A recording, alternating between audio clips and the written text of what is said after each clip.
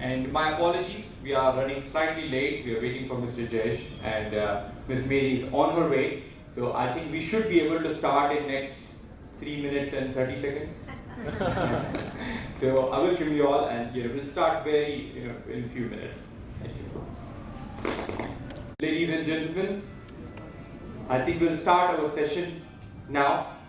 Again, I would like to welcome you all, and I thank you profoundly for taking your time from busy schedule and being here to a very interesting and I think very apt topic we will discuss today, and that is leadership. What skills, attitude and behavior do you require to be a leader? Not just a leader in your organization, but an accountable and ethical leader to bring a change in our society. We have very good speakers. I think we'll learn a lot from them. We will brainstorm and we will also network. Let me first of all introduce you SARS Touching Hearts Foundation. I met Sarah a few weeks ago, and what really impressed me about this organization is the founders of this not-for-profit organization. Now, SARS, I think, is doing wonderful. They want to bring a change by knowledge enhancement. They want to train people, they want to groom people, they want to help people to develop and be accountable in a particular area. They want to do something which is measurable. The kind of work they have done, the research they have done is just amazing. Before I start the session, I would like to invite the main people here on the stage, and we'll start the session. I'll introduce them one by one, but let me first of all invite the founder and chairperson of SARS. She's a lawyer. She has done her chartered accountancy. She's company secretary, highly educated lady, a well-known high court lawyer, but she thinks, I think from her heart, she wants to do a lot of work for the society. Please give a round of applause to Ms. Sarah Khan. I request her to please come on the stage.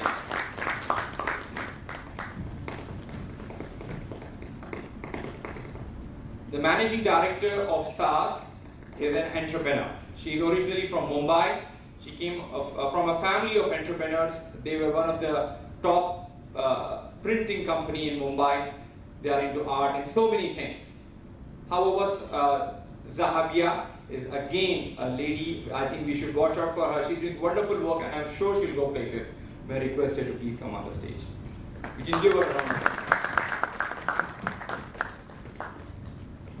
Ladies and gentlemen, today's event is start reminding everybody. I think it doesn't happen nowhere. But the Dean of Shahjahan was one of the first person in, and I think we should give him a round of applause.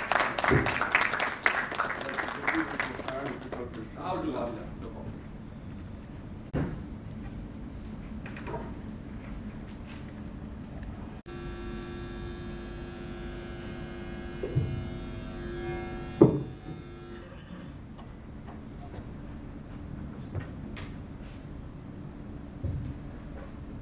It's just amazing. Like we have with a Provenian professor, academic, trainer, who goes all over the world to train, and he has just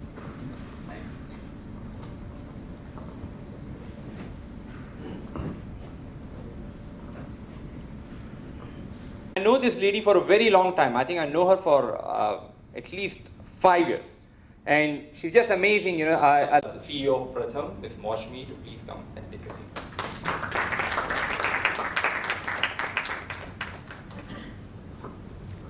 She is the founder and also the vice president. She just came yesterday night, 4 o'clock. And then she's ready in 4 hours. I'm so delighted and so honored to have her here. A lady with incredible leadership skills, great attitude, and always there, always positive. Please welcome with a round of applause, Ms. Mary Ann Schultz on the stage. We will start our session today, but before we do that, I would request Dr. Mathur to speak few words about Shada and also about leadership. You can sit there, please. It's a great honor and pleasure to be here this morning for a session on Leadership Summit. I have reached a stage where I am on the inside of the life, but I still love to be a leader. Wherever I go, I love to be a leader, and I like this particular session more so because we are finding all youngsters sitting here to become great leaders. It's amazing and very, very impressive. I just was reading your brochures, and your aims and objectives are excellent. I am sure in whatever capacity I can help personally, and our institution, Shada Institute of Medical Sciences, I am the dean of this college, and you know, this family is such a great family who has been serving mankind from years together. They have got 58 institutions in the erstwhile Andhra Pradesh, Telangana state, and you find they have covered entire city of Hyderabad, where they have got institutions from KG to PG level. So many institutions, so many students are being benefited, and more so the minority class. You can see them coming up so well, very well educated students, and we are beautiful boys and girls, and we are giving to the society not only doctors, engineers, and other faculties, but we are developing them all round. This family is concentrating on the all-round development of the students, so that when they go out into the society, they will be doing human service, you know how to live and adjust in the societies. That part I really like, and they are lovable, they are likable, and we love to work in this institute that you have written. It is powered. So definitely these are the powerful group in Hyderabad who are doing human service to mankind, and you are sure it will be a permanent so-called relationship. I always tell my students that once you come into the Shadan family, you become, or you marry this family, so you have to have this relationship permanently. So I, on behalf of Shadan Institute of Medical Sciences, more particularly Dr. Sari Rasul Khan, a young, dynamic boy, is always ready to work ready to come out and help. He's a large-hearted person, very lovable, very likable, like their father, who was our contemporary, Dr. Wizarat Rasul Khan. He is no more, but he had good ambition, good aims, and he has developed this institution and this family so well. And all their aims, his aims, are being fulfilled by these children, wife and 4 children. They are doing very well. They are, I'm sure, they will come up very well, and they will be continuing to help this summit as long as this summit continues. And I was also thinking when your people have said, do I get any chance later on? Yes, you will get it. Right. Oh, sorry. Well, I have taken a lot of time, sorry. So, thank you very much. Medical colleges and over 100 colleges, they are right now coaching about, giving education to 10,000 students, which is just amazing, the work they are doing. A lot of people don't know about Shahjahan Group. And apart from that, every month they contribute lakhs of rupees for free, absolutely free treatment for anybody who likes to get treatment in their hospital. So this is just amazing, and I think you should visit Shahjahan Group, and if you get a chance to meet Dr. Sarid Rasul Khan, the wonderful person, very down to earth, and their whole delegation will be here, so we'll be interacting with them. And I would request Moshmi to speak for 2 minutes on leadership. We'll have more interaction. This is it. Very good morning to all of you, and it's really a big honor to be here and a part of this very, very eminent panel and to be with all of you. As usual, Zia has put me in a spot, and he hands me the mic because we're such good friends and says, speak. So I'm going to try and make sense, and you can, and you please, let's make it interactive, and I would love to have some, people weighing in on this rather than just making it a monologue. Now, while we were waiting for all of you to join us, I was sitting at a table with some amazing people, and we started talking. And the discussion was about leadership and what is leadership. The definition of leadership is something that we thought we'd spend some time over. So, what is leadership as we know it? Any inputs? Just a quick one. What is leadership as we understand it? Quality to lead a group of people. Quality to lead a group of people. What is it to lead a group of people? Do you take all the decisions, or is it a collective choice? Do you let them, do you lead them to do what they want on their own, or are you around? There are a lot of questions that came up while we were discussing leadership. And we decided that we would spend some time understanding what leadership means to us. And together we came up with a definition which I'm going to share with you.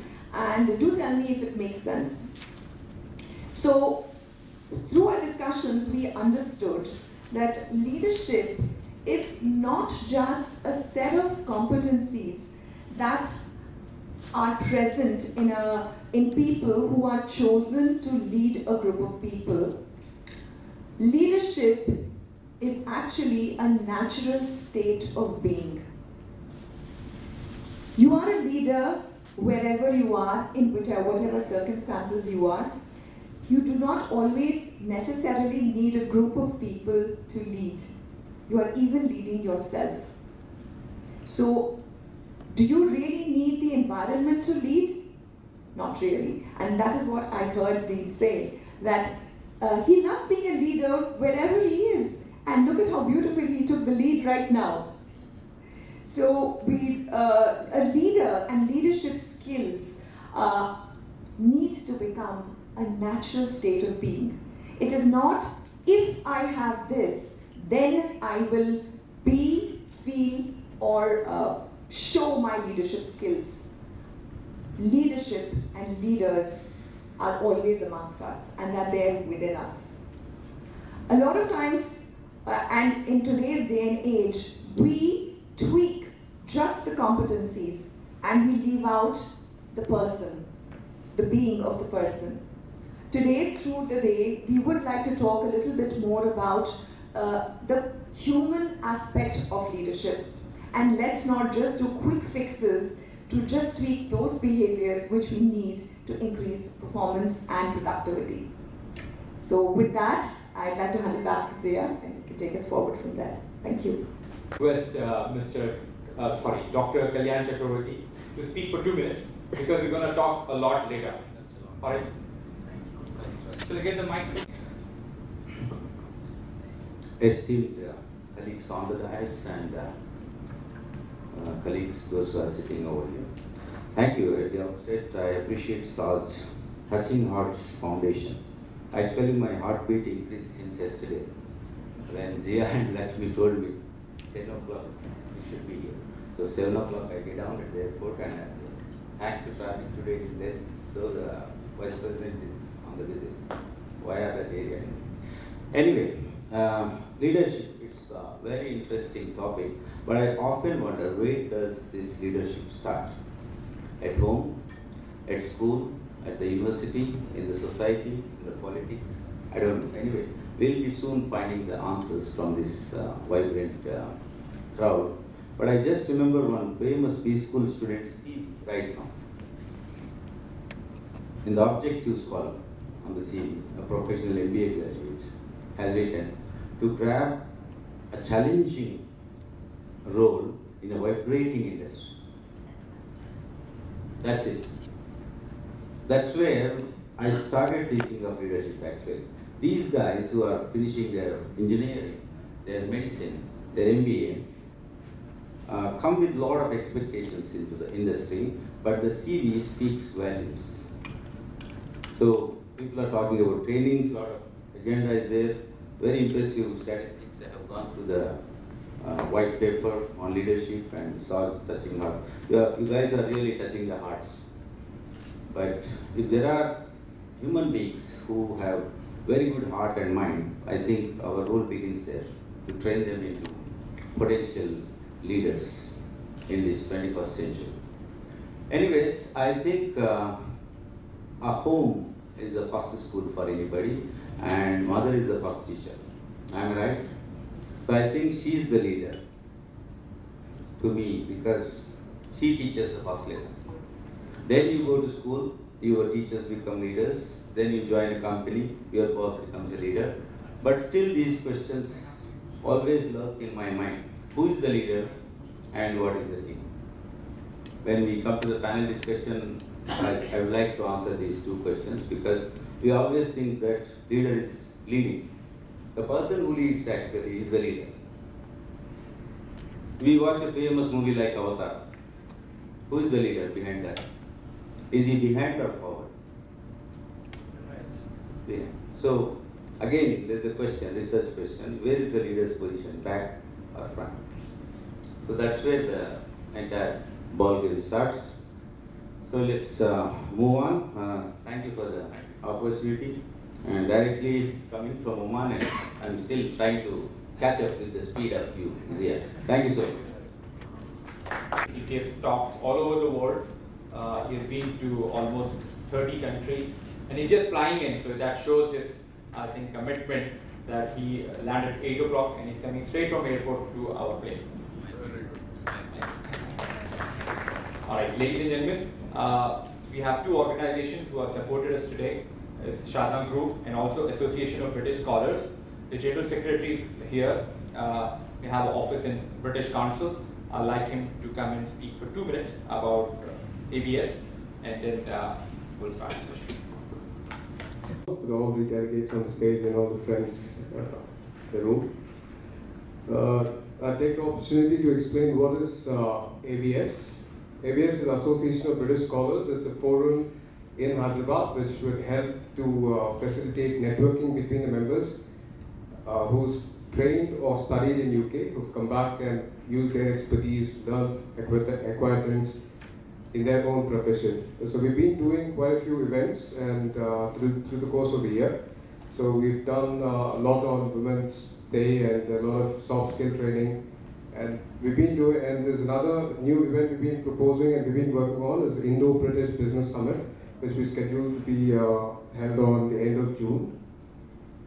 I hope everyone enjoys the rest of the day, and I congratulate SAS Foundation to doing such a great job. Thank you. Thank you, sir. We'll go straight to our panel discussion. We'll have Mary's speech later on, but before we start, I request SAS Foundation founder and managing director to present a flower bouquet to Mary.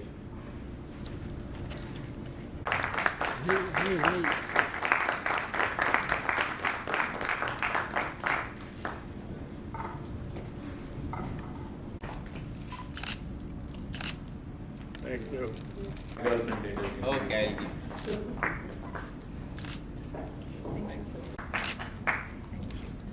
Organization. And they have done a lot of research, and if you read their white paper, there's a lot of intellectuals behind their organization.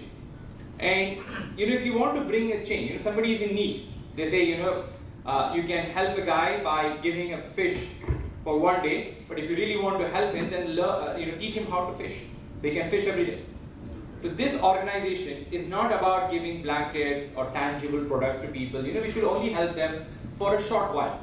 But this organization is focused on a long-term strategic change in the individual and also in a particular geographic area. They would not like to go around haphazard doing work. So they are selecting particular geographic area, focusing on what are the needs for change in that place, working on knowledge enhancement, because knowledge is everything. One of the things they told me is that why is that Japan, after World War II, had 2 cities completely exterminated, and why is Japan right now, one of the most developed nations? And again, if you see Germany, it's the same thing. So our nation, we have to be really proud. We have a huge history of 10,000 years, but there is a lot of scope for change. Very interesting, listening to Shashi Tharoor. He gave a very nice speech, and he was giving statistics about India was the world leading economy, and the share was 23% of the world economy before the British came in. And after British left, Indian share was 2 point something, and British share was more than 20%. Should we follow the Western civilization in everything we do, or what is where we are lacking? What strategies do we need, and how can we make sure that there is no child begging on the street, everybody gets the health care they deserve, then our country gets the best of services in whatever we're doing.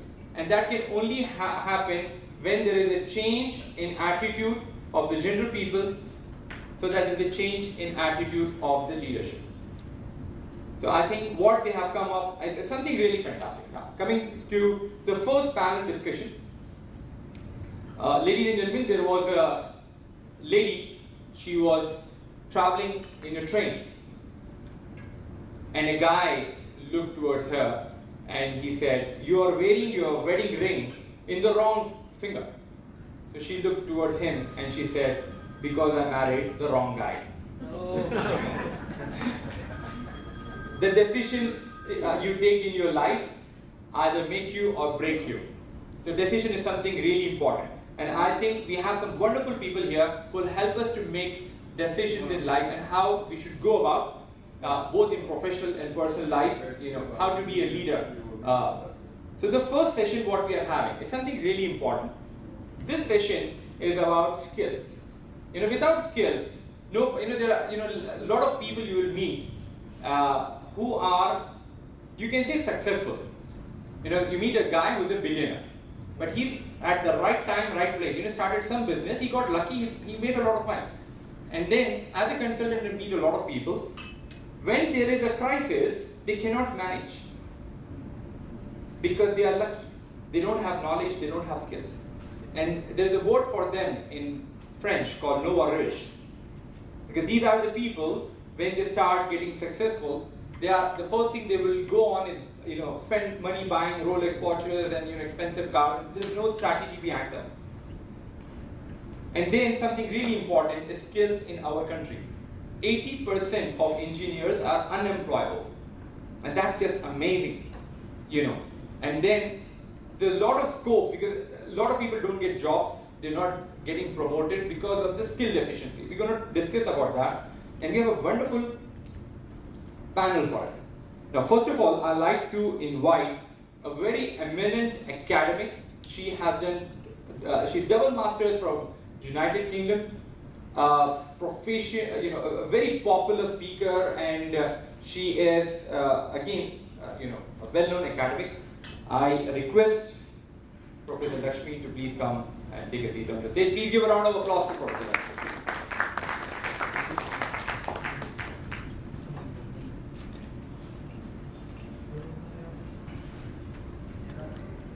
I was introduced to the gentleman in the morning. I've heard a lot about him from Zahabia and other people also, but he's a coach, he's a speaker, very well-known person. I request Mr. Archie Makeja to please come and take a seat on the stage. Please give a round of applause. Watch me to please come and take a seat on the stage. Very good. All right. So we'll start the session. I'll give the mic to Professor Lakshmi, and I think she will take forward from here. You can sit there. Good leaders develop ideas, great leaders develop people, the best leaders develop new leaders, for true leaders don't create followers, they create more leaders.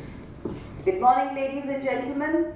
I'm Lakshmi Ripani, and it's my pleasure to welcome you all to the first panel of the Leadership Summit 2018. The theme for the first panel for today is skills to become effective leaders, and I will be moderating this panel. The focus here is to provide a platform for synergetic interaction among the top leaders from various social and the business sectors who are here to share their experiences and innovative strategies for the development of leadership skills to create leaders. Leadership and learning are indispensable to each other. We sincerely hope that the ideas and views shared during this interaction will foster new innovations, letting one see the full circle of the rainbow. I am now going to turn over the floor over to our panelists. I know we have been anxiously waiting for it for quite some time. Dear members of the panel, it is said that if your actions inspire others to dream more, learn more, do more, and become more, you are a leader. Each of you has a very demanding career, and that are evident, the invisible gaps and how they can be filled, and of course, the future scope. So, we begin with Mr. Archie Makeja. It is said that the best leaders simply have brains that are wired differently to the most. This nullifies the statement that skills can be taught. So, a very simple question with not such a simple answer. Are great leaders born or made?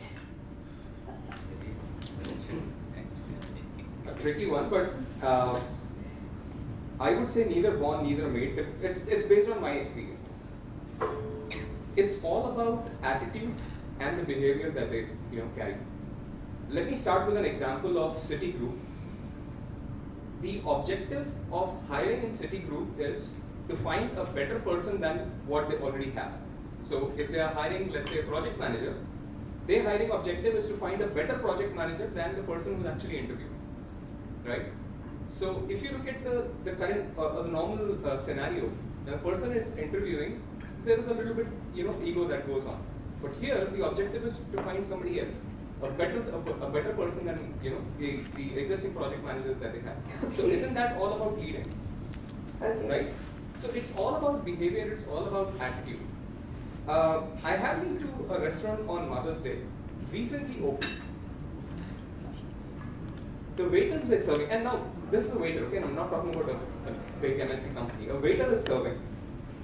There are a number of families or guests or who have arrived there, and they are falling short of people who are serving. So this person actually comes up takes the initiative and starts serving. At the end when I was going, I asked, why did you actually come when you were already serving? Right? So he's actually taken that lead to ensure that everybody who's present there is served. Right? Yesterday I was watching news, and this kid from Canada who's 12 years old takes up the challenge of removing landfills of styrofoam by innovating and understanding the technology as to how that's being used. So, is it made or is it born? Or is it just the attitude? So you're born to be made a leader. How do we want to do? I hope I answered your question. Well, that right. Sort of. Yes, we will be following up with that. Huh? Sure. Right. Dr. Kalyan, leadership is a challenge to be something more than the average, to follow up on what Mr. Archie said. So what do you think is the biggest challenge facing leaders today? Leaders today. The biggest challenge? I think biggest challenge for the leaders today is to understand the grassroots level. I think your organization, SARA's Foundation and all that, SARA's Foundation, you are identifying some rural areas, as far as I understood in this brief time, and from grassroots level they are trying. I think every leader needs to understand his team first, and from the lowest level of the person. I mean, when you look at the person, I'm talking about skills, attitude, and knowledge. People say KAS or SAK or ASK, that's a perennial discussion. But as the first speaker was saying, attitude first. But before understanding all these things, I think we have to go back to ancient leadership styles and look at the modern challenges, then try to take out the blame. Suppose, so let us quickly list out 2-3 famous persons in the history. Take these 3 fellows and one negative character like Adolf Hitler also. Just as a case study. Now these are the famous leaders. But we have forgotten who made them leaders. For example, Chandragupta, his teacher was Kautilya. So if this person is the leader, who was that person who made him a leader? Who was that? And he was an insulted, rejected, dejected teacher in the society. And he challenges, today you have insulted a teacher, a king insults actually. I will create a mightier leader than you, and mightier kingdom than yours, and show you what is the power of a teacher. Who is the leader? I have already raised 2 questions. Who is the leader? Then comes what's the leader. Look at Shivaji. Who made Shivaji actually? Not his soldiers, not his kingdom, his mother. Every day she used to tell him one story of a hero. Then he became something. Look at Hitler even. Who made him that leader? Any idea who made? What made actually? What made him? That is. His school, his childhood. He was humiliated like anything. He was bullied at school. Look at his psychological development attitude we are talking about. And that grudge. He was a weak, puny child in school and everybody was bullying, hitting him, blah, blah, blah. So that grudge to do something and he is unable to. Imagine the situation. It's a case study for psychologists. Then to show that power, he became whatever he is called so far. I don't know what to call also, because when you go back to the psychology, it's different. Then Alexander the Great, people say. Who made him? Who made Alexander? Any idea? There is a person behind it. Aristotle. His mother. Maybe mother also, but Aristotle, his teacher. Plato, Socrates, Plato, Aristotle, Alexander. That is a chain. And every day before going for the war, he used to read a book called Homer's Iliad, if I am not wrong. So the book made him. And the book is given by Aristotle, the teacher. So to understand leadership, we have to go back to the very grassroots of so many types of leadership, like laissez-faire, autocratic, democratic, management books. I don't know much, many things about management. From there to the modern needs, whether it is a political leader or home leader, I don't know what are home leaders, then we should understand. Okay, so you see the biggest challenge today is maybe first is acceptance. Understanding. Understanding, acceptance. Then their acceptance And also. then the acceptance. Got it. To follow, who are the two parties involved in the leadership process? Good question. That's you. Two parties, as we all know. The condition is to be a leader, we need to have two parties. The first one, the leader himself. The second, the follower. Very simple. Now when I talk about the two parties, now here, the leader and the follower, there are a sense of responsibilities and sense of belongingness. Then the sense of gratitude, which is put forward and what is made a fantastic bonding relationship. Thank you. Okay, so it's the leader and the follower. Yes, true. Okay, the two parties. And does everyone want to be a leader? What if the follower also wants to be the leader? Definitely. Follower, yes, What has to be definitely. done? Great. Now, here, every follower would love to train to become a leader because he has his own role model whom he is following. For that, there are certain skill sets you need to acquire, possess. It's not only taking the skills, but also showing the skills at the right time, at the right place, for the right purpose. That's very important. Okay, thank you. Okay. To be inspired and Superwoman workshops. So please tell us, how does one develop a leadership brand and what are the challenges you faced during this? Thanks so much for that, Lakshmi. Leadership brand. Now, leadership brand is essentially something which is outward focused. When we talk about developing a brand, it is not necessarily from your innate strength, but it is about your deliverables.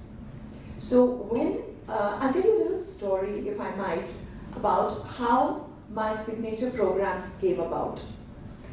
My signature programs are in the diversity and inclusion area, and they are called Bold, Propel, and Superwoman. My story begins with Bold. At that point, I was going through the most difficult phase of my life. My husband was fighting for his life. I was not ready to kind of, take on all the responsibilities and lose him, and you can understand the mind and the headspace that I was in. I also had the responsibility of trying to fill his shoes and live his brand, my brand, and several other brands alongside. So at that point, the only thing that came to me was to be bold. What is it that I have to deliver? I have to be that leader who goes out there, delivers on checks the deliverables for maybe the next 6 months, matches skills to what is required for that particular role, and live it. Bold came about as a program that essentially talked about believing in yourself, openly expressing yourself, loving yourself first, and not stopping. Don't stop until you drop. It became an extension of me. So a leadership brand is also about living it. So when we develop a brand, and we develop a leadership brand, we look at the stakeholders, we look at the customers, we look at who we are, and we do that match. Did I have the requisite skills, competencies, and strengths? Yes, I did. But what were my deliverables? I was looking to walk the talk and create a brand people would identify with, and my purpose was to empower women and be that role model for them. So in terms of matching my competencies to my brand, did I do that with Bold? I think I did, because we've touched about 1,000 lives on a regular basis. So a leadership brand has to be in sync with who you are, has to be matched to your deliverables, and you have to live it, and you have to keep testing it on a regular basis. So that's it about me. And you did match the deliverables. Thank you. That's very good. this with specific reference to your work in the hospitality industry. Despite all this, there is a non-challenge towards soft skills for leadership in the industry. And so what do you think needs to be done to change this? Yes. Soft skills, when we talk about industries like healthcare, I am associated with healthcare for the past 6 years, earlier to which I was into automobile and education.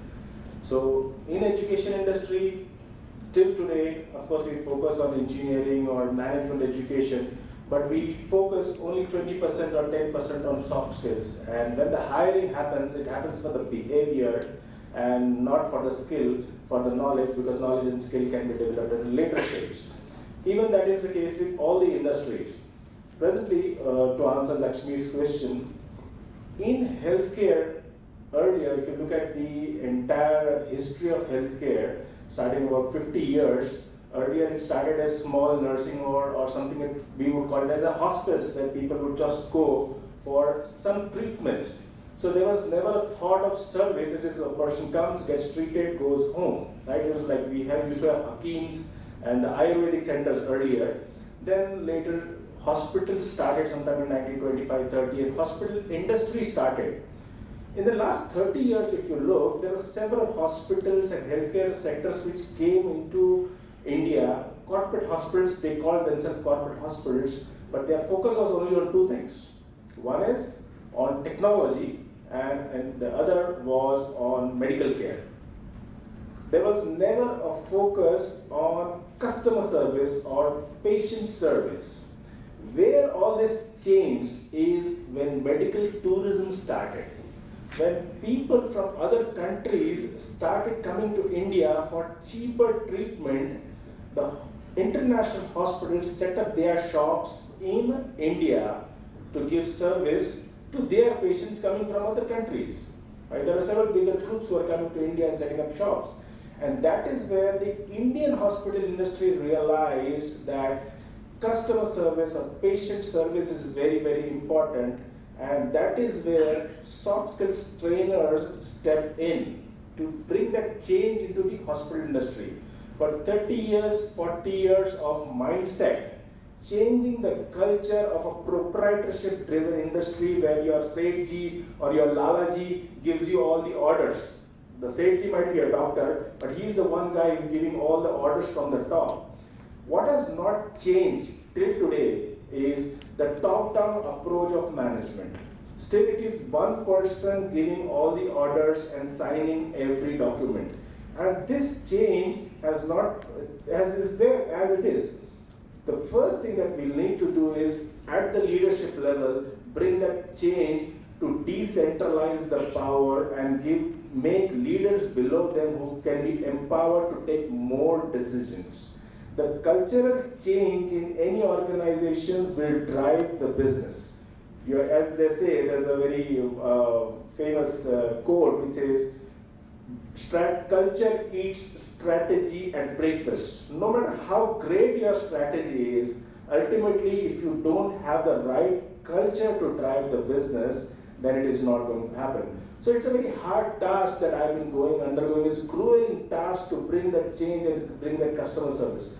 So soft skills, people say very essential, people say it's very important, but trust me, it's not as easy. One session, one program, one training will not bring the behavioral change.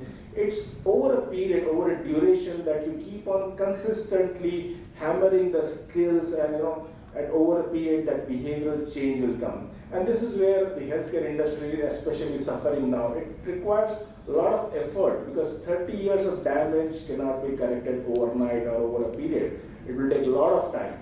And this is where not only healthcare but several other Indian industries are suffering. We saw a classic case of Videocon now bankrupt. Earlier they went bankrupt earlier also. Several such things keep happening to the Indian industry. As Zia had rightly pointed out that one man starts a business, he gets lucky, gets all the money, one fine day he realizes that business is collapsing.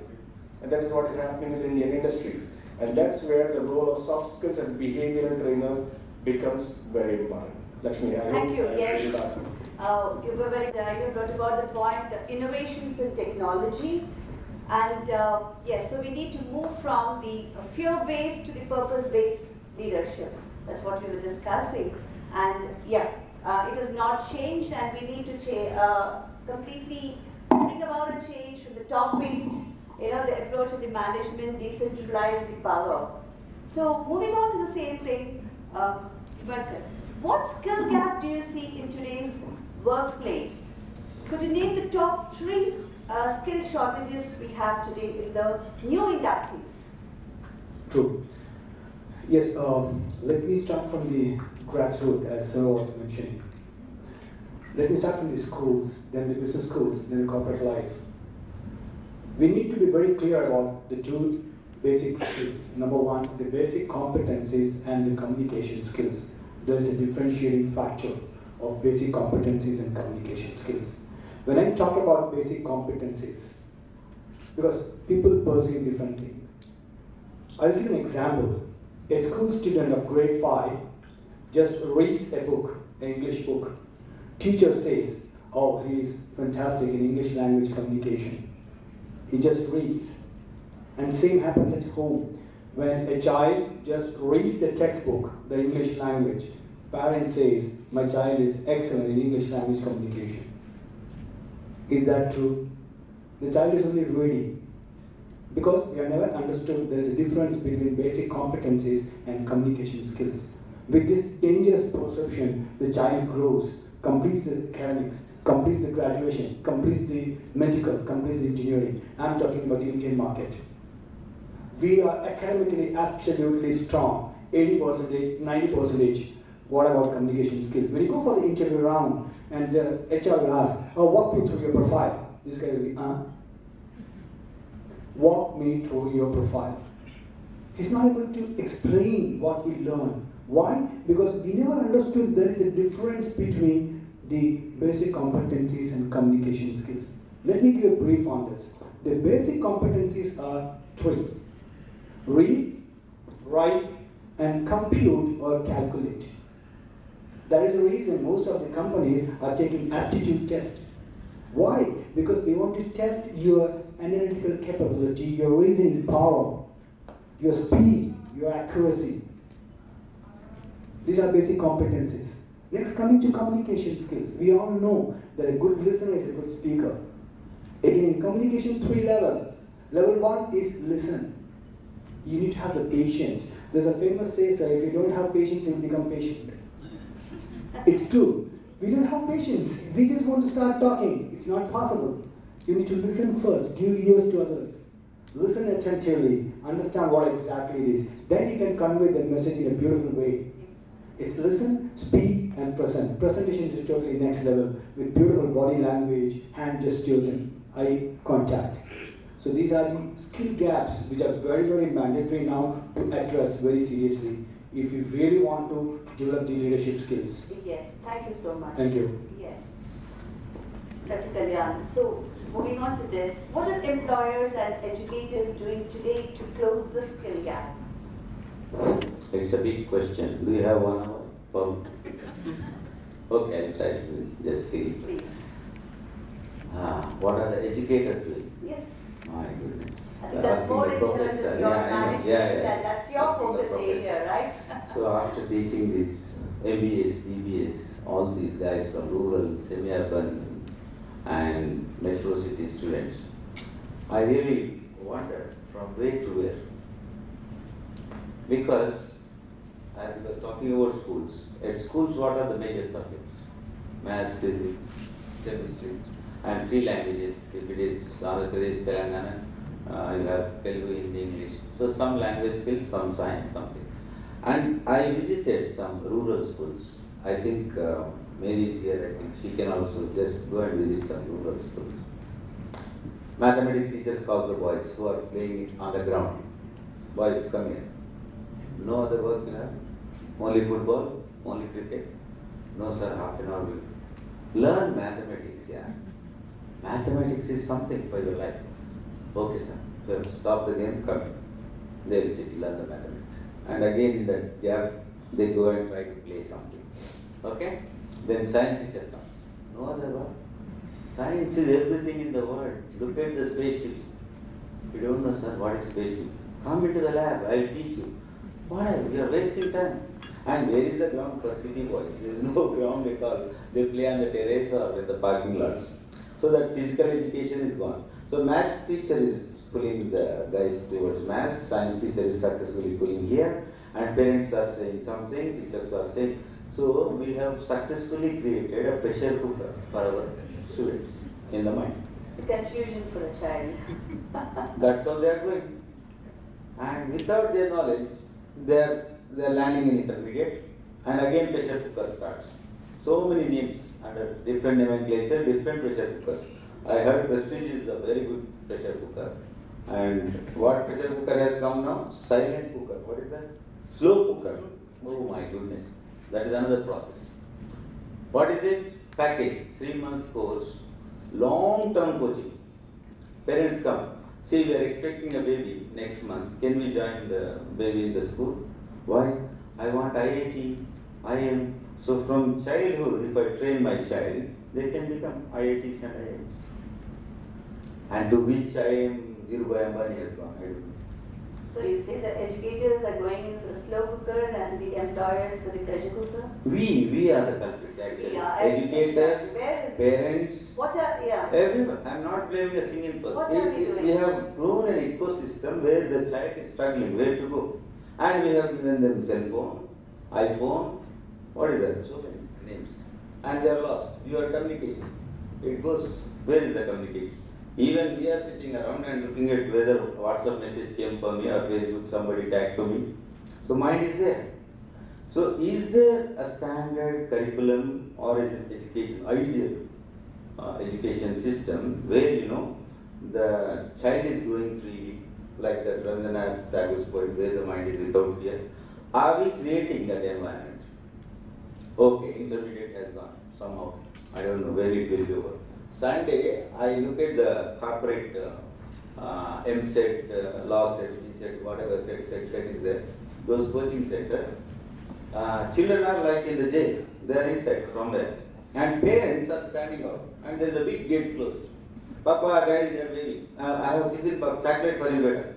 Then somebody walks in, supervisor or somebody. Time is over, sir. Exactly like a jail. Time is over, sir. Now we go. Sunday, I want to see the children. No, they have study hours, my God. When is the last study hour is ending, Night 10 o'clock, 11 o'clock. When is the child sleep? Intermediate is gone. Hang on, Lakshmi, there is good question you have asked, so it is useful for all, I think. That's why I'm trying to just activate some people, because we don't know. Somebody will take the lead. Okay? Did you hope so? Yes. Graduation. Someone to take the lead. Yeah. Graduation. What are the major popular graduations here in India? For our country, I don't know, US and UK, they are a little bit dynamic and market-driven courses, something are being designed. But here I don't know. What my grandfather studied, my father studied, and his books only I studied, and I got my BA, MA, whatever, PhD, nothing. Yeah, more dynamic by, I don't know, the number of courses that have sprouted up.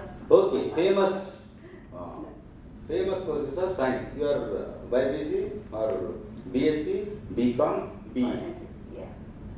So either you become an engineer or you become a doctor, and no other profession is existing in the world. Sachin Tendulkar useless hai. वो profession ही नहीं. And I know some lady taxi drivers. वो profession ही नहीं है. कुछ नहीं मिला तो उसमें गया. And I know some teachers also. Sorry to say. Nothing else to do, sir. I'm teaching. Really? Is it a profession or just like that you take it? Okay. Graduation be okay. Post graduation. What do you have? Whatever you studied, guys, up to graduation, forget. MSc Mathematics, philosophy. All this is gone to the dustbin. Then MSc Physics, whatever. Then you have MBA. Some corporate guy was joking with me. Sir, you know what is MBA? Mal bech ke aap. Am I right? Corporates? I don't know. I never worked in the corporate. I don't know I was lucky or unlucky. I have never worked in the corporate, but all corporate guys are my friends. Then somebody else said, sir, there is another category. My BI, MBA. My BI. ये माल बेच के आने वाला category जो है ना, वो कहीं नहीं जिएगा।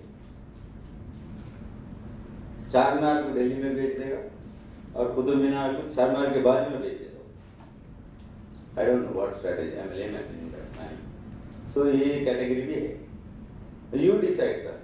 So which popular, peaceful, I don't know. Whether name is there or not, I don't know. So MBA. Now slowly it is coming down. What happened in engineering, madam? Thanks to that free education, the previous government, if you study engineering, they will give you money. Finish. In every poultry farm, there was a engineering college. Look at Tamil Nadu. Every 3 kilometers, you have an engineering college. What are these engineering guys doing? If they were lucky, they got a very rich father-in-law, they went to US or UK for MS, and they got a green card holder, they got married, and they became successful. Green card is a great thing. Yeah, I agree. With no offenses. Okay. Bachao engineer kidhar gaya? I heard recently 30,000 applications came for constable jobs, and most of them are Indians. Look at it. So you are asking what are the educators doing, who is spoiling, what is happening. I really trying to discover. My recent research has been that which profession is good, because parents ask me, corporates ask, sir, give me some 5 live wire. Like Vivekananda said, give me some young man with steel now, gigantic willpower, I'll change the world.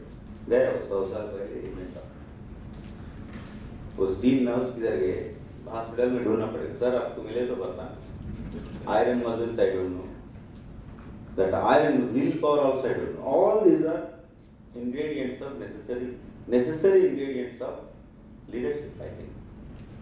So education system, I don't know whether it has given something, but certainly it has taken away something.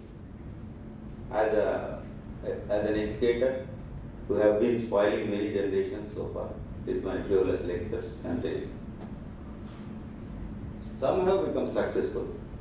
I don't have regrets, because somebody calls from Japan, sir, after MBA I came to Japan. Why? Something else, not doing MBA, something else. Engineers also, you look around, every marketing fellow, there will be a hidden engineer in the marketing fellows. They have some scientific knowledge, but they have to do poor marketing job. I don't know whether I can call it poor also in front of experts like you. So from where to where, madam? Now again, see, there is no single university, for your information, Mary, in India, as far as I have wandered. I went to Chennai, I went to Dehradun, I stationed there for 1 month, I trained people, then I went to Lucknow, blah blah. Nowhere, in no university I have found a course in soft skills, I mean full-fledged course. MA Hindi milega, MA Marathi milega, MA Telugu milega. These are the things, guys, we have to take up on this podium. I think we have got this immediate need for addressing this. When the industry, as you said, there is a growing demand for skills trainers, where is the certification authority? I think you have a great work in India, madam. I don't know whether, maybe UK and US you have some specific degrees, like I found professor of leadership. यहाँ professor तो leadership क्या है, तुम दुनिया का कौन सा subject मैं पढ़ा दूंगा, क्योंकि my institution needs it. Thank you, I know. So big subject, madam. It is, and it's a never-ending struggle is on. Moshmi, would you like to add on to that? I need some. Oh yes, definitely. Thank you so much for that, Dr. Kalyan. Very, very interesting perspective. Very true. That's the current reality. Having said that, what can we do to make it better? Right? That is the stark reality. And that's a great place to begin. So I'm going to bring in the corporate perspective, because that's the area that I work in. Today, the challenges that most corporates are facing are in terms of disengagement. Okay? Employees are not engaged. They work in silos. They essentially you just go through the paces of work without really enjoying it. So when we researched a little bit more in this subject, what we came up with was the fact that there is indeed something called workplace spirituality. Not two words that we would normally, take in the same breath, but yes, it exists. What are people looking for today? Employees, all of us professionals who are out there. We all have an inner life. We have certain expectations from our own self. So at our workplace, and whatever that might be, we look for a sense of purpose. We look for connectedness to the environment that we work in, and over and above everything else, we look for belongingness in terms of serving the community. Today, we can't just work, because we have evolved as human beings, just as go out there, do the work, and come back home. Because that is where the entire disengagement is coming in. So, as trainers and facilitators and coaches, that's the area we began working at. So, I talked to you about leadership brand, which brings in your distinctness and identity. The next aspect we work on is executive presence. That what is it that we are looking for in terms of leaders and leadership, and even the followers? What is it that the followers look for, and what is it as leaders one need to really bring to the table in order to address this entire problem? Tell me, are there certain people who, when they walk into the room, just grab your attention and you want to just go out there and meet them? There is that aura that they have. There is that presence, the wow factor. Have you experienced that? Yes. Right? Those are the people we gravitate towards. So, gravitas is an extremely important aspect of executive presence. And what is gravitas? Put very simply, dignity, solemnity, seriousness, which comes with good communication. When some leaders speak, you just want to hold on to every word that they are speaking. They cast this spell. You listen. You actually, you're so engaged in whatever that they are saying. And that is a very, very important aspect of gravitas. Their integrity just seeps out of every core of their body. You just want to be a part of that circle. The next is communication. Bhagat brought that up already. Enough cannot be said about communication. Okay? And communication is not only about the words that we speak. Only 7% importance can be given to the words that we speak. 93% is out of our awareness. Communication includes rapport.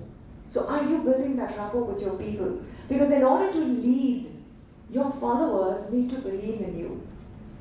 Great leaders need to make you feel safe. And that is something that we really need to address. Are you making your followers feel safe? Are they part of your golden circle? Do you eat first or do they eat first? In the Marines, there is a particular, the rule that they follow is that the leaders eat last. The rookie, the newest guy, the youngest of the team eats first. How beautiful is that? And sometimes there's no food left for the leader and they come and give them a part of their food. Now that's leadership. That's executive presence. And that's the kind of leader we want and we choose to be. Last but not the least, a very important aspect of leadership is also appearance.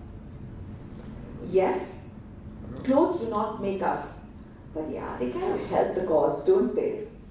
Right? You do not really want to be led by somebody who's, who doesn't really fit into your image of leadership. As shallow as that sounds, it's an inevitable fact. Yeah, I did power dress for today. It was important. Yes. So that is what I'm talking about in terms of appearance. So when you sum up executive presence, and we look at gravitas, we look at communication, and we look at appearance, they holistically can be looked at and talked about as the company that we have right now. I'll tell you two things that one is a past experience and one is something I'm currently dealing with. Okay. You are becoming an engineer, full stop. Clear vision.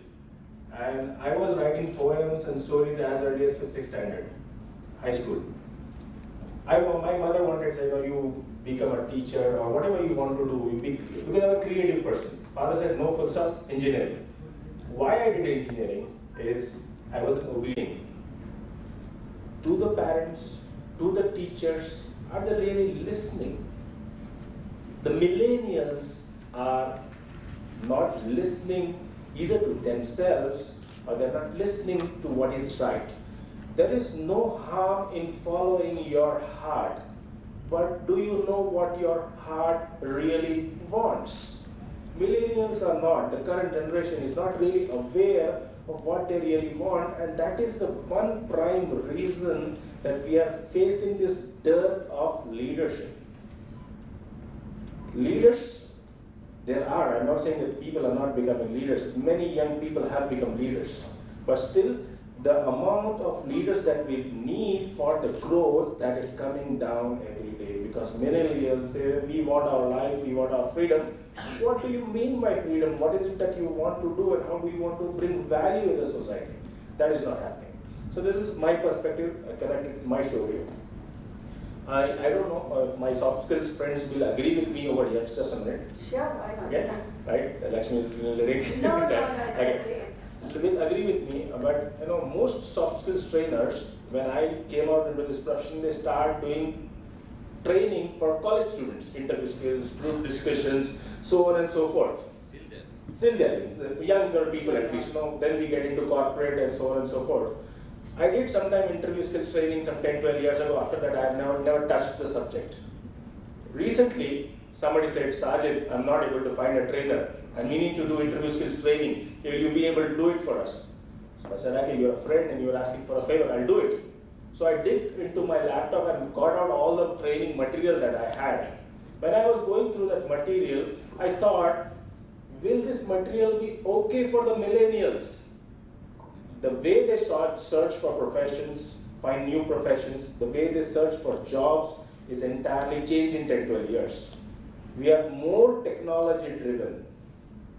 This particular system of soft skills and how we train people needs a real upgradation where millennials will be able to accept it. And that is what I think so there's a big change. And once they accept the change, leadership will happen.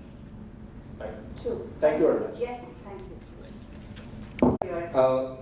We founded our organization Chalk Talk 15 years ago with the sole purpose that professionals will train professionals. And the reason why we started with this purpose or objective is the place where I stay. Close to the place where I stay, about 2 to 3 kilometers away. In just that one location, there are approximately 1,500 computer training centers. Enter any of the institutes. There are about 500 to 600 students in a classroom being taught the same topic, not by professionals. And you have also seen a lot of WhatsApp, videos on YouTube where, the way things are being taught. For the change that we are talking about and the leadership, that needs to be also coming from us, we started going to schools. We started speaking to principals, we started speaking to the directors and started to find out what is the difference between the best of the private schools that we have versus the schools, that are government schools, I would say, the public and the private schools. Communication skills was one of the major areas. So the first participants whom we had were school teachers, irrespective of the trainings that they have been receiving, and we have been with them for the last 8 to 9 months. We go to them on a weekly basis first, then bi-weekly to understand how they are performing. And what is that they are trying to deliver to the students apart from the syllabus that is already assigned to them. Second thing that we did is that we now went to the private colleges.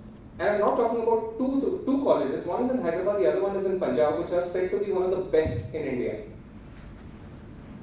I requested them to show me the hiring that is happening, and the percentage of hiring consistently has been dropping.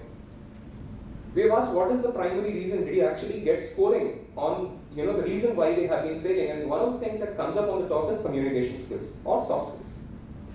I said, you already have that as a part of your syllabus.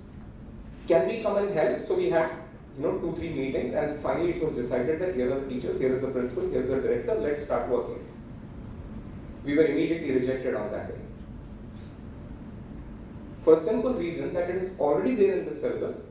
Teachers are training, and I'm not blaming the teachers at all, I'm not blaming the syllabus at all. Teachers are already training the syllabus, we don't want anything else to happen. And this happened both in Hyderabad, a different private college, one of the rated one of the top, a separate college which is based out of Punjab. You were speaking about a lot of postgraduates and graduates actually going and joining, whether they are from marketing or engineering, joining different fields.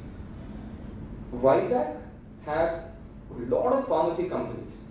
So when we go to these areas, we actually start speaking to the students at what inspiration that they have. Most of these are children of farmers. So we asked, what do you want to become in near future? Some say doctor, some say X, some say Y, but most of them are influenced by the surrounding. So if they have pharmacy companies there, they always say they want to join pharmacy company. Let's say there is a Gujarat. Tata is very famous, so they want to be a part of the locomotive or automobile company. So if that is the case, then we went to those pharmacy companies and said, we will train them, you select them, you hire them. So now, students who have completed their 10th, 11th, 12th, and the graduation is paid by these companies. They train on the specific topics that they want, they get internship in that company, so they actually get the practical knowledge that they require to be on the job. And can you imagine the amount, the average number of years of experience of that candidate in that company? It ranges between 20 to 30 years. So now they've grown from maybe like a junior executive or an executive all the way to managing that unit. So the person who manages the Vizag unit of a pharmacy company started in 11th class with that company as document writer for that role. Coming to the police department, 2017-18 we have trained approximately 18,000 police officers, starting from basics of computers all the way to cyber forensics, cyber crime. You know what was the requirement, the first requirement? Communication skills. Can you imagine AP, Andhra Pradesh, Telangana, Punjab, Gujarat, communication skills. Second was human sensitization. Because the moment we see a police officer, we are afraid. Scared. The next thing was computers, and thereafter a lot of courses came about. Right? So, in a way, we are also responsible as trainers that if we are not approaching them, in a way we are also responsible. So, my thought in this was that why don't we go and tell them? At the most, what will happen? We face rejection. That is fine with us. Right? So, in a way, that is also one of the ways that we as trainers or as a foundation, we can also approach these organizations, these institutes to be able to help them in these areas. Thank you. Yes, I think communication is the skill that we need to first focus on, and to follow up on this, I also do a lot of these communication programs, but then even when you have these companies who just have fresh new inductees into it, I find that they're all, you have highly qualified people, the technical skills are there, but then the communication is just the base level. And I'm working closely with UNICEF in its education sector for this main aspect. We're working with the urban schools and the rural schools. And if you notice, yes, even in the Anganwadis or the Balwadis where I work with, they are very happy that for them English is, my name is so and so, what's your name, and hello, that part of it. But then the same thing, it's not, even in the urban schools and all, they're not able to translate it. That's exactly what you said. You find this lacunae there even in the urban schools. And I'm working very closely with UNICEF in this, getting this teaching aids where you have the audio visual for the child and the teacher to learn with it. That's in the rural areas. And also I've started up this Reach 300 Million Children, the medium of education. I think it's one of the first in Telangana and Andhra, that is through the Katha Foundation. So I've started it up on my own, and all of you are welcome to join that. Right? To follow up with this now, Archie, what advice, practical advice would you give someone who is going into a leadership position, or he feels that he or she is going in a leadership position for the first time? Sure. In the market or in the companies, we have generally seen that senior executive becomes the team lead or the manager, and then they move on to the leadership roles. How I personally see it is with respect, humor, and technical qualifications uppermost. Now, for me, it's literally a rhetorical question. Do leaders need to invest in personal growth? As people, we need to constantly, assess where we are and then move to the next level. We cannot be stagnant. So as leaders, which is one of the hats that we choose to wear, of course we need to, invest in personal growth. And that only begins with self-awareness. Like Archie said, you've got to assess where you are and where you'd like to go next. Don't take yourself too seriously as a leader. I keep saying that in all my sessions. What got you here will not get you there. And where is that there that you want to get to? So look inwards first. Assess where you are. In terms of the trainings, in terms of the people that you are surrounding yourself with, yes, you're doing fantastic. But are you just working in your comfort zone? Take some time out, sit down and reflect and understand where you are first. So as a coach, we always ask people to assess where they want to be, set the goal for that, and then assess the current reality. And that is a reality check. You do not want to really ask yourself those questions, because that, they come up with some very uncomfortable answers. We stir ourselves up. You've got to be truthful somewhere. So either you do that on your own or speak to a coach. Because we all have an aspect of ourselves in terms of potential which is still untapped. So self-awareness is very, very important. The next step, are you only tweaking those behaviors, building on those competencies which pave the outcome for just quick fixes? Okay, need more productivity, let me go out there and do a course which is just specific to that area. Or am I looking at inventiveness? Okay, this is not working, fire this guy and bring somebody else in. What we're looking at is only quick fixes. There is an aspect of us, and most of us as human beings, which is below the water. The iceberg, what we see, is just the tip. The organization performance matrices, or those which are related to ourselves, and we tweak just those. So, in terms of personal growth, the basis of that is awareness. So, how aware are you about your personal requirements? Are you harnessing the intuitive mind?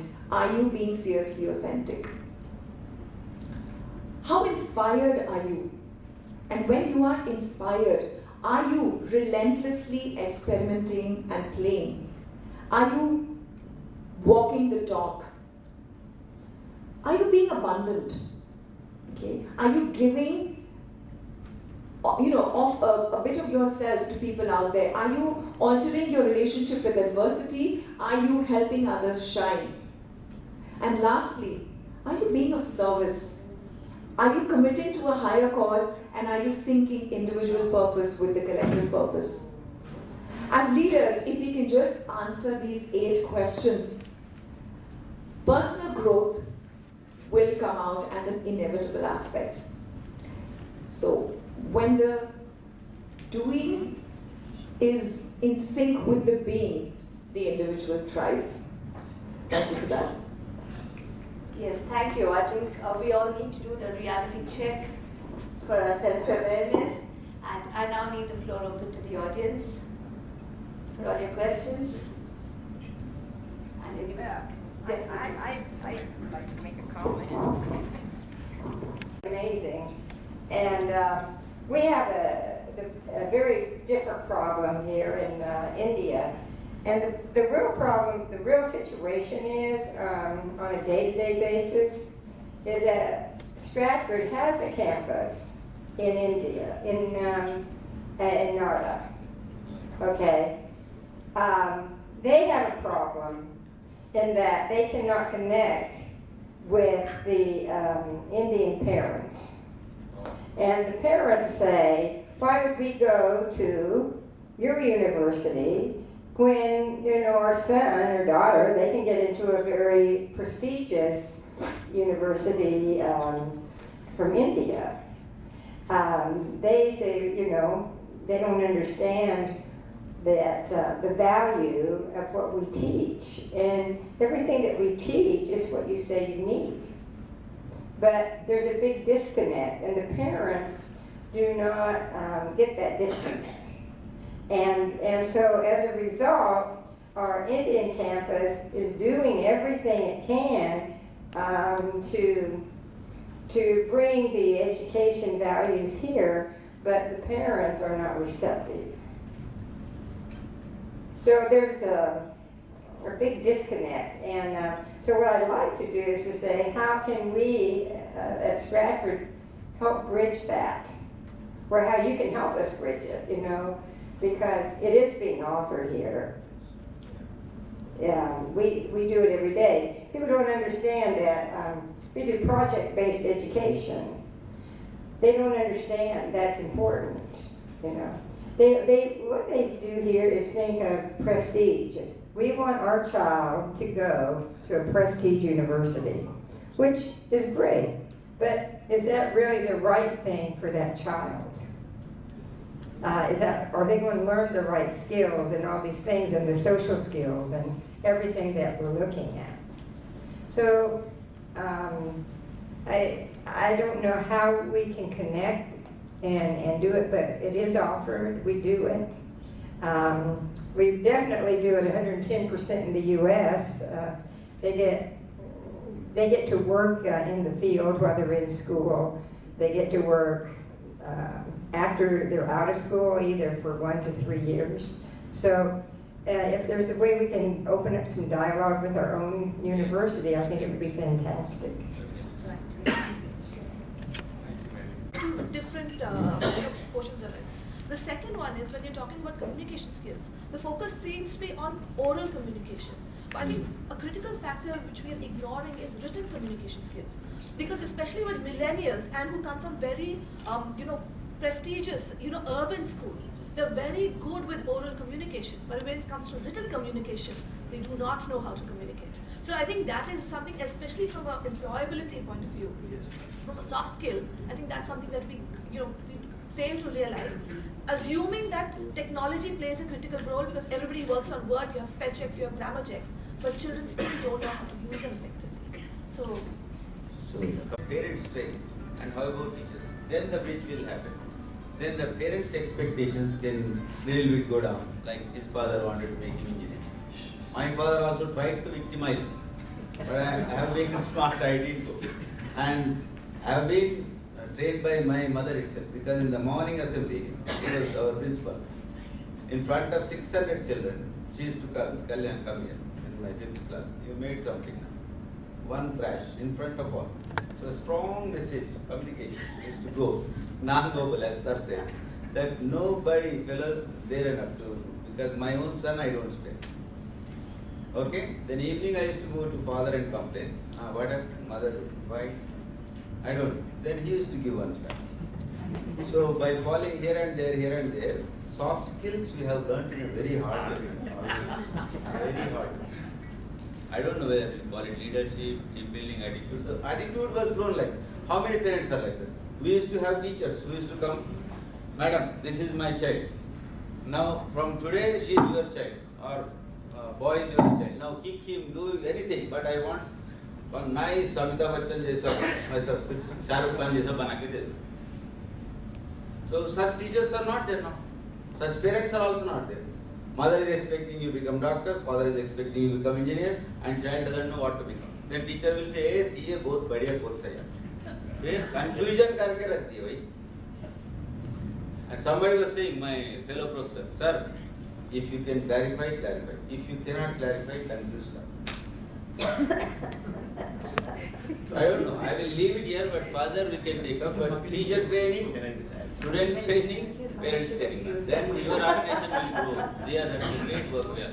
Service to the society. बुला के गलती किया तो नहीं सोच रहे. I definitely don't have insight like Dr. Kalyan here, but like one thing, sir has a lot of history. He understands educational history a lot. But one thing one thing living in that. Yeah. So one thing that I have read is, sometime in 1835, some delegation, British delegation came to India, and said, why Indians are so successful? We don't find beggars and nobody here. Well, their education system is very strong. To substantiate that, why Dronacharya could have taken Arjun into the classroom and said, this is the parrot, this is the arrow, and this is how you shoot the eye. And then now go and do it. He took them to the place where the parrot was there. It was fake or real, I don't know that at that time. And he said, shoot the eye. So it was, the education system in India was practical, was project oriented earlier. But later, the Babu Dom, the colonial rule wanted to create babus for themselves because they cannot get all their clerks from their country. So this Babu Dom business has percolated so deep into our system that all parents and teachers want to make babus out of us. Babus are clerks, which we now have started calling them executives, and then the topmost clerk is the leader. So we have developed a lot of clerks in the society because of this Babu Dom system. And it can be broken down, it can be bridged. As sir said, either we train or retrain our parents. The psychology of education in India has to change. It's not about becoming Babu, it's about becoming innovative, creative, finding a niche for yourself. And that is what will bring the change in the society. That's what I feel. I'm going to take a minute before I hand it to Ajay, who's reaching out. I work as an enabler of diversity, and diversity is not just about women. Diversity includes the millennials. Diversity includes some parents, me included, who have changed their mindsets. So gone are the days when the parents say, go out there, do that, and gone are the days when the millennials listen to us. Millennials have a different model of the world. Okay? They have a different way of viewing. Their worldview is different from ours. So, as parents today, we are transitioning ourselves. We are learning the new way. And that is not the bad way either. So from a fear-based culture, we are now moving towards purpose and a conscious-based culture. That transition takes time. So let's not beat ourselves up. Let's not beat up the system. Let's not beat up those poor millennials. Let's all work together and be the change. Synergize. Work together. Let's understand what needs to be done instead of being intellectual about it. I think it's time we got off our high horses or low horses and jumped onto that bandwagon of change. And that can only happen when we actually believe in the cause. Right? That's it. Just want to add to what Maushmi said. My daughter studies in one of the schools at Abbots. There was a science exhibition. I went to that science exhibition with my wife and my other kid. Now, when we are talking about the education and the way it is implemented, it has almost been the same like Doctor pointed out. It's almost been the same till now. It'll be the same for the next couple of years too, I assume. 100 years. Another 100 years, it will be the same as what the doctor is saying. So when we went to the school, I saw that they pretty much learn the same, the angles, the triangles, the earth, the volcano, everything is the same that we also used to do. They also used to doing the same. Went to one of the stalls where this kid was actually showing water flowing from a thread of the cup which is kept on the top all the way to the down. And the next stall was actually showing how the water is actually climbing up. One is going down versus one is climbing up. So I understand one is because of the gravitational pull, but I asked the kid at the stall that how is the water actually climbing up? It shouldn't climb up, it should actually go down because of the gravitational pull. She said, "Nahi, book mein itna hi hai. This is what the book says." Yeah. Rice is coming. Okay. So I asked her this question and I left her at that, because how do I know the answer for it? Because when I was in that science exhibition in my school when I was a kid, that was one of the projects that was done by my fellow student in this school. It was all about curiosity. I want to know why the water is going up. Because I always heard about Newton, if I'm not wrong, who says apple gira hai sar pe and then it is gravitation. So I always wanted to know. I left her there and I came out. Now she found out that my daughter studies in that school. 9th class kid found my daughter studying in the kindergarten. She came to her, asked the school class teacher, what is my number? Called me and said, I want to know how that water is climbing up. I did that project. That is what my school book says. How does it go up? Now I'm not able to go to the school again because the science fair is over. So I wrote it and sent it to her. She understood it. So the difference here is, while the education system remains the same, we as educators or parents, and what I tell to my kids is every time you come back from the school, you enjoy. Whatever you want to do, it's up to you. Ask me 3 new questions every day and spend 15 minutes with me every day, because I will connect them, and I am connecting them to all the media that is available on it. They already have mobiles, they have access to their laptops, so they know how to connect to YouTube, they have downloaded the apps, they learn from them. But 3 new questions every day, 1 new learning from me for 15 minutes every day is what I can as a value add give to the kids. And this is what they do on a daily basis. They understand the practicality of things, how they happen. They may not be aware of, this media may not be available in the school, but can we actually give it to them as one of the possible ways we can actually push them to cross the existing boundaries that they have, or the boundaries that are in the education system. I think we'll conclude here this panel. Raise your hands, how many of you, now honestly, write if you want to do some research on any topic or subject. Great.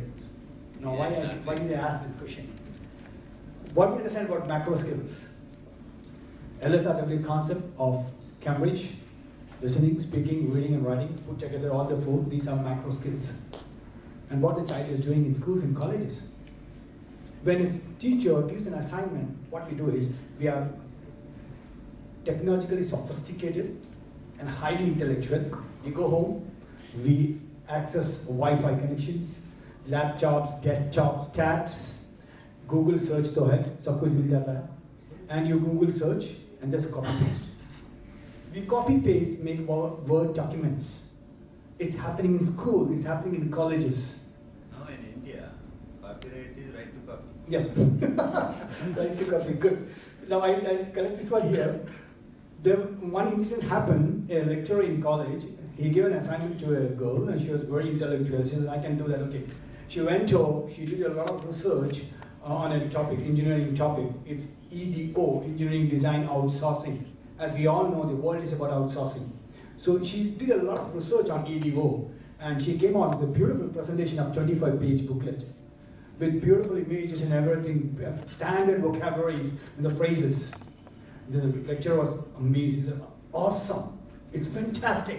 What he said is, okay, I'll keep this, now you explain. The girl was, oh my God. What? He said, the lecturer said, I'll keep this, it's an awesome presentation. I'll keep this, now you explain. She cannot. Why? Nothing is here. It's all copy-paste. We are not writing, we are not habituated. Trust me, till today, I have 21 years of experience in training, more than 14 years. If I want to talk about a topic, even this leadership today, I sat because I had a lot of content in my laptops. It's my treasure. I took some key points. I wrote it down. And this is the paper I can show you if you don't trust me. I wrote, because even if you have loads of experience, or you can talk over any topic for hours, you need to have that basic thing to understand what you're going to talk and what is the impact it can create. Same applies to writing. Even in individual writes, with the handwriting skill, we can understand individual's personality. Now, we don't understand because nobody is writing. I'm very sorry for this. So we need to correct on this. Make them practice, make them write more. Thank you, Zia. Sorry for the time. I think we'll conclude now, sir. We are running short of time. You have 20 seconds. Time starts. In this August gathering, I would like to propose that there can be master level courses on skill level, soft skills or employability skills. India, America, I don't know. Because there is MA Urdu, MA Hindi, MA Telugu. If MA soft skill, there is Very true. industry needs. I think Shadan can introduce or Stratford can introduce or Zia can, I don't know. This is a problem. Thank you. Thank you. Please stay back. I think you should give a round of applause for their knowledge and their time. I think it's fantastic. I thank all of you. I think Lakshmi, you have done a great job moderating. I gave her very less time, and she's such a meticulous, well-prepared lady. And she kept on asking me, and I said, everything has to be impromptu. And I can see that tension in her, Zia, I'm going to kill you. But, but I think you have done lovely. Thank you, thank you. And, I think the dean is clapping, so we should all clap. And thank you, Barkat, for your very good inputs. And Archie, I think you have done fantastic. Great to meet you here. And Dr. Kalyan, as always, I think you are the guru of soft skills. Give me 1 hour. I cannot. I don't think 1 hour is 1 enough. hour is not No. That's only starters. Yeah, That's only hopping on. Washmi, thank you so much. As always, you're lovely. Okay. Sajid, thank you very much for your time. And Sajid is part of Yashoda Group University. He's a very dear friend of mine. And whenever I see him, I'm always upset. I said, Sajid, you should be an entrepreneur. You have so many qualities in you. He's a fantastic guy. And you've done so much good work. And always he says, I want to start a small school. That's his dream. Small dream, but I think that's the thing. This is a guy. We need people like this. So, ladies and gentlemen, I would like all of you to stay here because I'm going to call a gentleman, a very young, dynamic person who police officer. Yeah. They're all busy in Karnataka, so don't worry. All right, we have a very young, dynamic entrepreneur. He is heading 3 companies, 4-wheel driven urban oasis. A lot to learn from him. I would request Mr. S.M. Jain to please come here and give a 2-minute speech. I said young and dynamic because he is having those qualities. Give a round of applause for him. I'd like to thank Zabia for giving me an opportunity to be here today. It was very spontaneous that she just told me a couple of minutes back whether I could speak something on entrepreneurship. I'm really not prepared, though I always keep my day-to-day, minute-to-minute works to be done on a paper, but I'm not prepared as what you have done for today. But I can speak, I can talk a little bit and share with you how I became an entrepreneur. I'm basically a textile technologist, and how I got into the textiles is, those days there were only 2 subjects which we could think of after the schooling. आपको engineer बनना है या doctor बनना है. There was no third option left with us. I prefer to become an engineer, not knowing which engineering field I have to choose from. It was more like a toss for me. I thought of chemical, mechanical, and whatever comes through. But I didn't want to get into medicine. Finally, I got admission in textiles, and I was a professional in textile industry, and this is how, as a professional, I landed up in Hyderabad. But all the time, I had in my mind, and also in my blood, as a businessman, coming from the businessman family, to start a unit of my own. I began with a textile manufacturing small-scale unit, and also parallel, the travels also came to me as a blessing in disguise, given by the Almighty, and that's what He thought, that I should be destined into the rest of my life. And I'm thankful to Him, and today we are running the car and the bus rental company in Hyderabad with a fleet of over 350 cars, buses, super bikes to offer on rent. So it was a long story. It took a little while for us to settle down in this particular business. This was with the support of my wife to begin with, and subsequently my son joined, and today we are one of the biggest car, bus and super bike rentals in India. I'm thankful to the cooperation which Hyderabad in particular is extended to me, and I'm part of Hyderabad, though I belong to Jaipur, Rajasthan, but I'm a Hyderabadi now. It was a big struggle in becoming an entrepreneur, but I never gave it up. I wanted to, at any cost, be an entrepreneur, and it is my wife, who is no more now today with me, but all the time I know it's because of her that I'm standing before all of you today. And I would never forget one thing. I'm just sharing a personal thing before you. It is she who gave me this business. It is her chair which I'm occupying, and not a single day after she passed away that I've sat down on the chair without thanking her. We all need to always recognize the parents, the family members, and all those who have supported us in getting into the business or the career, and all those who have supported us.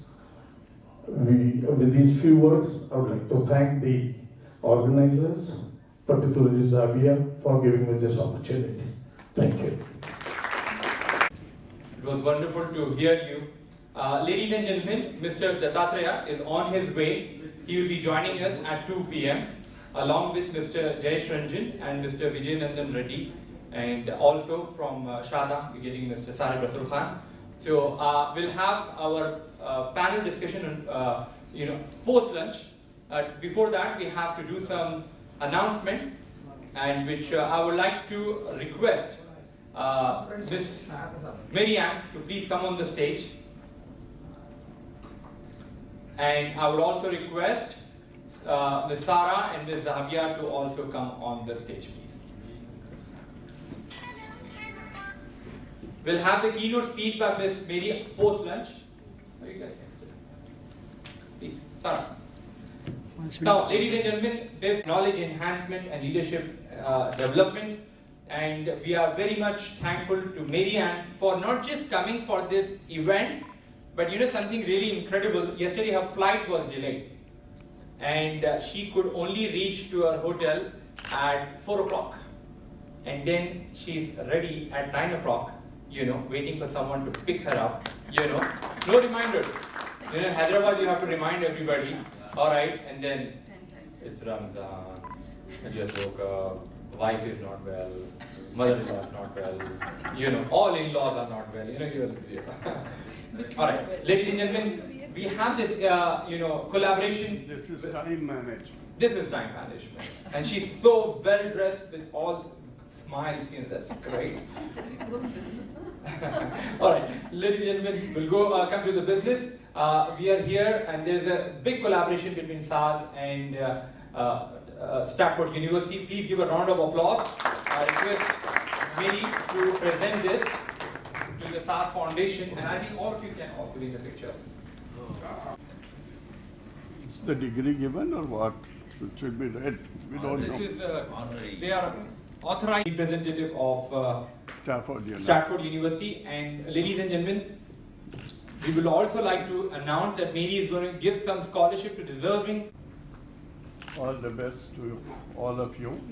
Thank you so much. Thank you. Thank you. Special thanks to Mr. S.M. Jain to have come all the way for us. Ekta Bhal, Hema Balakrishna, thank you everyone. Thank you Shadhan College for being amongst us. And thanks to Stratford University for having faith in us, and we will show how capable we are to take things forward. Thank you, Marianne. Thanks now we have. Yeah.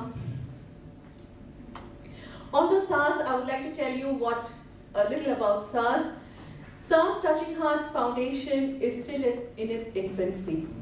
And we are tremendously blessed to have a great team who are dedicated and committed to the future of the foundation. In short period, we have taken a significant milestone that will take SARS as one of the most progressive and innovative not-for-profit organization across the regional areas we target that will be contributing to the development and helpfully an example for the country. SARS aims to impact many lives every day, and our trainers and social workers and supporters are helping us meet future goals with the vision and their determination. We invite you all to please support us in our learning process, and as we move forward to take SARS forward, we want all of you all to contribute to all of us, and a special thanks to my parents who brought me to this position today in my lives. Thank you all of you.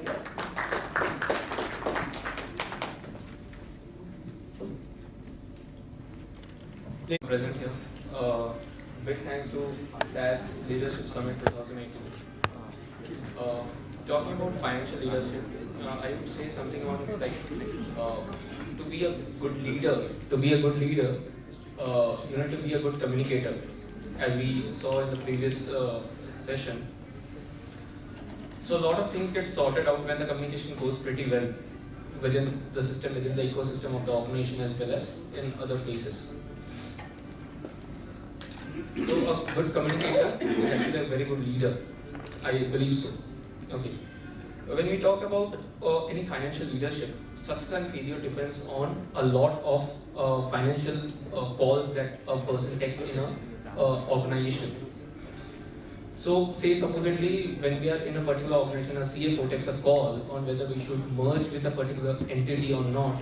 It's a very important call that he needs to take for his employees, for his organization, on every perspective, on a financial aspect. So one call gets this and that and it's gone.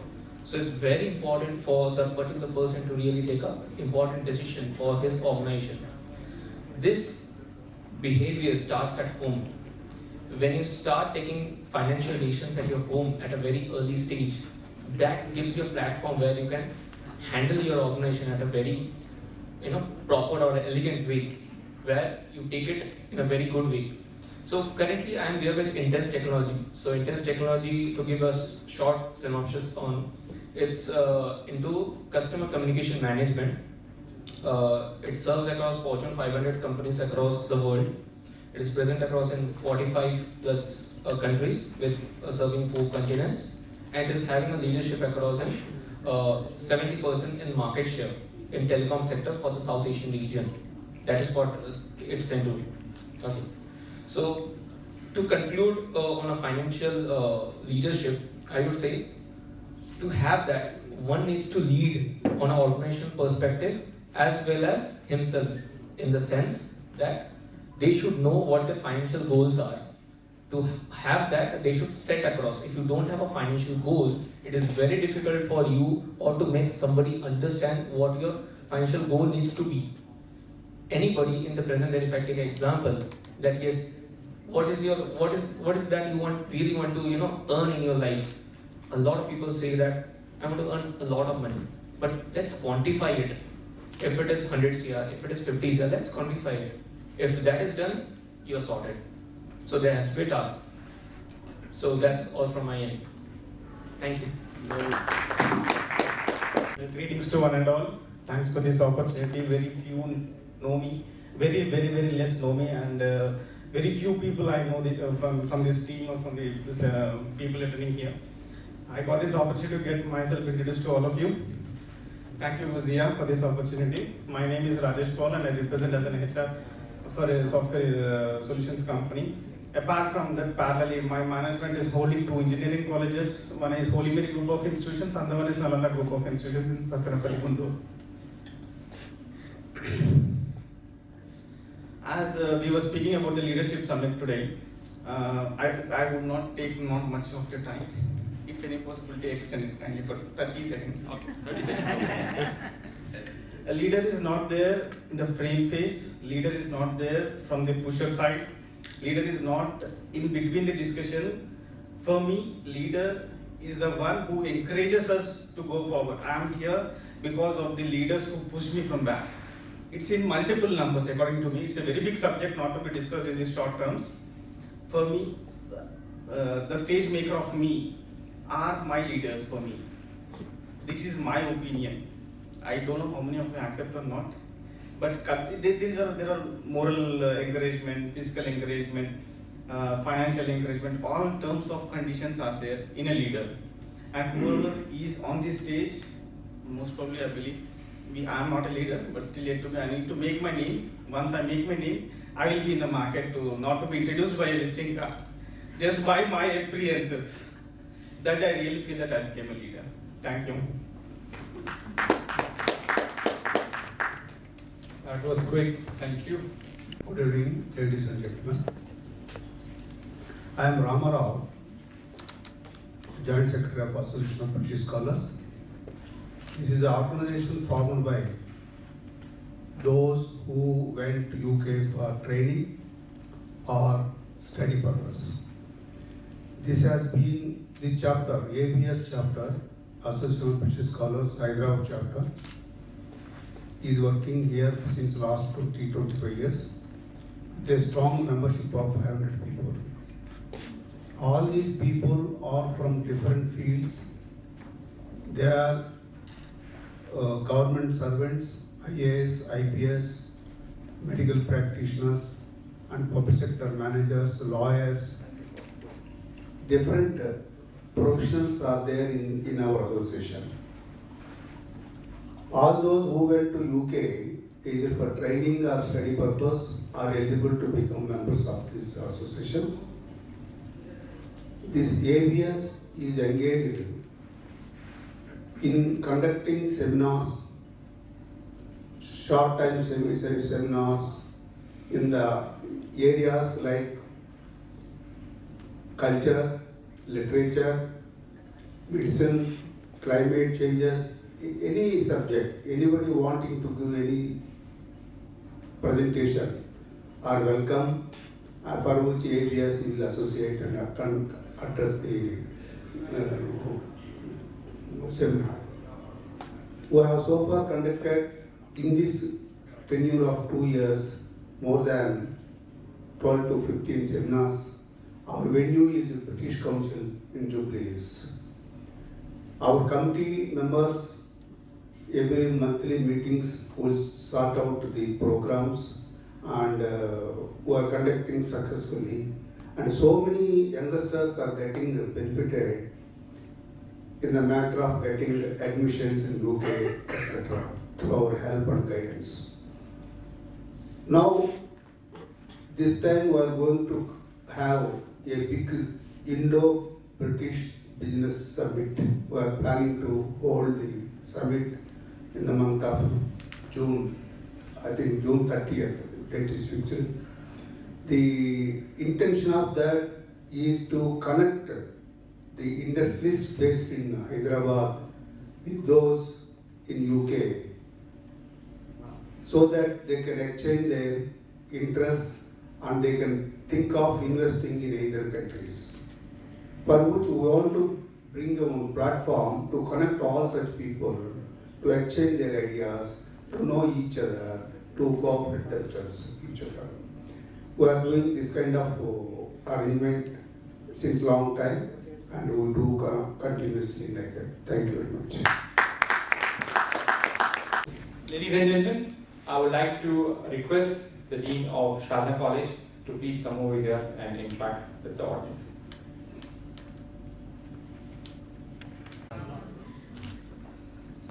Please don't get bored by seeing me on and on.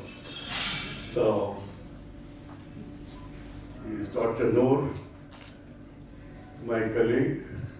We are from Shahdan Institute of Medical Sciences, a prestigious institute in the Twin Cities, doing excellent job of producing so many medical students, engineering students, and students from various faculties. And this family of Dr. Wizarat Rasul Khan is no more there, but his wife, Shahdan, 10 years, she is the secretary. She and her 4 sons are managing the show beautifully and very successfully. They are producing, as Zia said, I forgot that point.